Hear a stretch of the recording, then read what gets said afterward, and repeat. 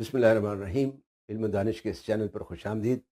میں ہوں آپ کا میزبان ڈاکٹر سید فیصل جیلانی۔ اس چینل پر میں آپ کے ساتھ شیئر کروں گا علم و دانش کی ایسی باتیں، قصے اور کہانیاں وغیرہ جو صدیوں سے چلی آ رہی ہیں اور آج بھی انسانی زندگی سے اتنی ہی مطابقت رکھتی ہیں جتنی صدیوں پہلے رکھتی تھی۔ یہ بات صحیح ہے کہ انسان پتھر سے کمپیوٹر تک اور زمین سے آسمان تک کا سفر طے کر چکا ہے۔ یہ بھی حقیقت ہے کہ انسان کے علم میں بے تحاشا اضافہ ہو چکا ہے۔ سوال یہ ہے کہ کیا انسانی دانش میں بھی اس طرح اضافہ ہوا ہے یا نہیں؟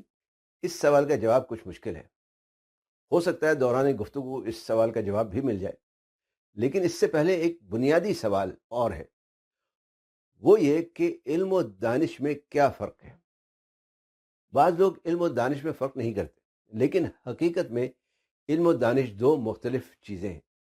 اگر علم پر غور کریں تو ایک تو عمومی علم ہے جو ہر انسان کے اندر ودیت کر دیا گیا ہے، ہر انسان کے اندر ڈال دیا گیا ہے۔ دوسرا اکتسابی علم ہے جو انسان محنت کر کے پڑھ لکھ کر حاصل کرتا ہے۔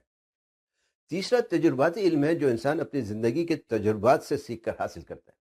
اور چوتھا الہامی علم ہے جو اللہ تعالیٰ کی طرف سے اپنے بندوں کی ہدایت کے لیے بھیجا جاتا ہے یا بھیجا گیا ہے۔ اکتسابی علم کا زیادہ تر حصہ کسی ایک جہت میں ہوتا ہے، مثلا معاشرتی، سائنسی، حسابی، طبی یا دیگر دینی اور دنیاوی علوم وغیرہ کے بارے میں۔ اس علم کو ہم تعلیم کہتے ہیں، جبکہ دانش اصل میں انسان کی وہ قابلیت ہے جو اسے صحیح و غلط کی تمیز دیتی ہے، جو اسے اچھائی و برائی کا فرق بتاتی ہے، جو اسے صحیح اور درست فیصلہ کرنے میں مدد دیتی ہے۔ جب ہم کہتے ہیں کہ علم اور دانش میں فرق ہے تو اس کا مطلب ہے کہ تعلیم کا ہونا دانش کی دلیل نہیں، اور دانش کے لیے تعلیم کا ہونا ضروری نہیں۔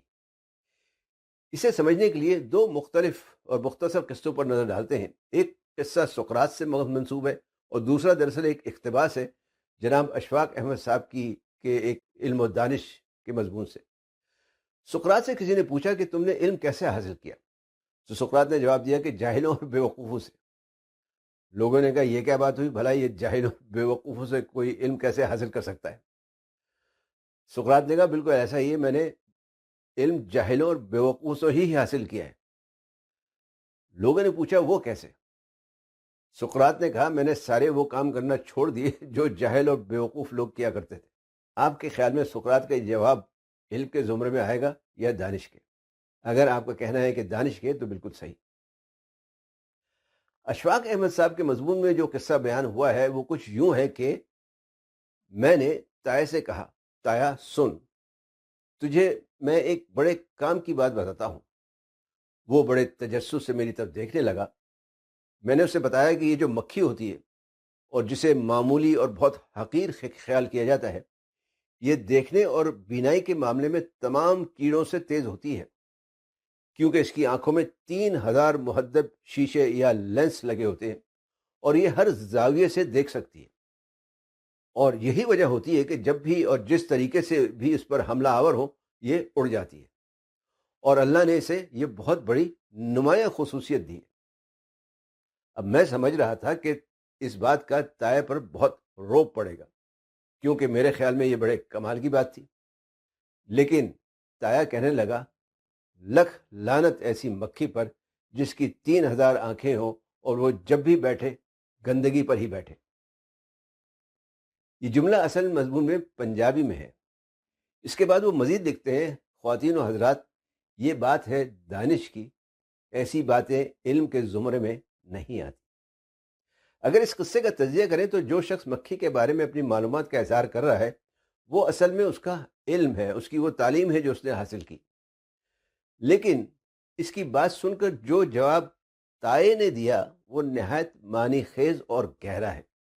مطلب یہ کہ اتنی آنکھیں ہونے کے باوجود بھی مکھی گندگی پر ہی بیٹھتی ہے، تو پھر ان آنکھوں کا کیا فائدہ؟ یہی حال بہت سے لوگوں کا بھی ہوتا ہے، علم ہونے کے بعد بھی جاہل والا کام کرتے ہیں۔ ایسے لوگ عالم جاہل کہلاتے ہیں۔ دوسری طرف وہ لوگ ہیں جو دنیاوی اعتبار میں تو تعلیم یافتہ نہیں ہوتے لیکن باتیں دانشوروں جیسی کرتے ہیں۔ ایسے لوگوں کو کیا کہنا چاہیے؟ کیا ہم انہیں جاہل عالم کہہ سکتے ہیں؟ مطلب یہ کہ جاہل تو ہیں لیکن باتیں تعلیم یافتہ لوگوں سے بڑھ کر کرتے ہیں۔